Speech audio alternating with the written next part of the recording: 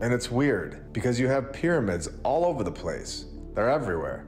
Maybe not as big as the Monks Pyramid, but there were a lot of them that have been destroyed in the last 100 years. This one is actually still here, which is exactly how our construction works today. It just lasts forever. Oh, it doesn't? No, it doesn't. And it's so weird just looking at these pictures. They look so out of place. And they look out of place because they are. And we know this here. But you look at the ground and it looks so fresh, like brand new topsoil that you buy from Home Depot.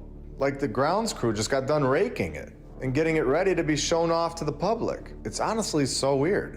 And what are these people doing? They don't even look real. Where are they walking to? They all look dressed up and just taking a stroll. My opinion is that those are Photoshop people. We have seen this kind of thing so many times, where they don't show any faces, and the people don't fit in with the picture.